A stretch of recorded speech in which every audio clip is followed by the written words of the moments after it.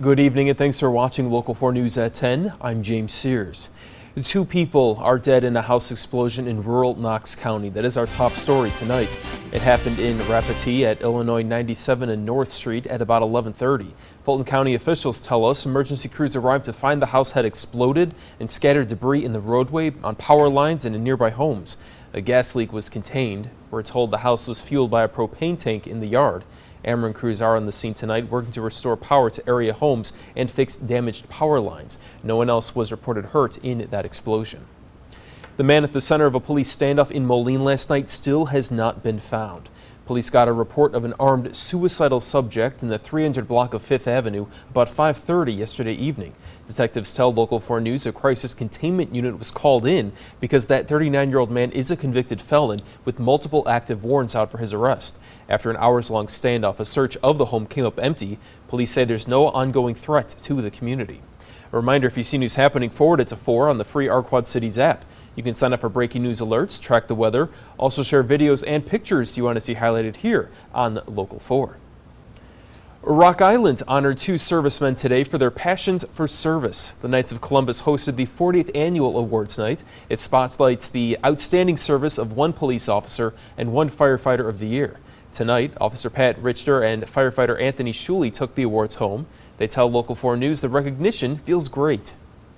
We all do a tough job at the police department, and I'm very humbled that my peers would nominate me for this. It's a big honor. First responders aren't really big on spotlight. We kind of all have our reasons for doing our respective jobs, and we just kind of view it as a job, but it is nice to get recognized by the community. The awards were followed by a dinner banquet and a performance from the Jordan Choral Group. 19 of 24 Democratic White House hopefuls are in Cedar Rapids tonight for the Iowa Democratic Party Hall of Fame dinner. The candidates had a strict 5 minutes to make their case before hundreds of party leaders at the fundraiser. They spoke about how they would win. We will not defeat Donald Trump unless we bring excitement and energy into this campaign. We are where we are because normal broke. And we Democrats can no more promise a return to the 90s than Republicans can deliver on a promise to return us to the 50s. Now, the candidates largely agreed on policies such as cracking down on the easy availability of guns, protecting abortion rights, and fighting climate change. A few of the candidates took shots at former Vice President Joe Biden, who did not attend the event. He leads in polls of Iowa Democrats. President Trump is heading to Iowa for a fundraiser Tuesday amid speculation he could lift restrictions on ethanol.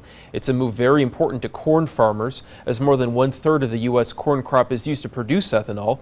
Iowa is the largest producer of both corn and ethanol. However, sales of the product to China have declined as a result of the U.S. trade war with China. We definitely want to see, free trade and fair trade between China, and we're hopeful that cooler heads will prevail here soon and something will get resolved quickly. Iowa farmer Pat Swanson there.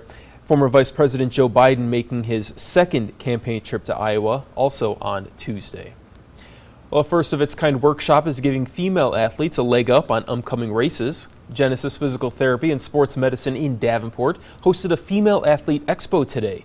Breakout sessions taught women how to perform better. It included a running and jumping analysis, along with shoulder care and injury prevention. A physical therapist tells Local 4 News they want to keep runners in shape. We have a lot of the races that runners are going to start training for, and there's little things that they can change in their running mechanics to really set themselves up for good race performance and decreased injury. So that was our goal of reaching that audience this time. Genesis will host another expo next month.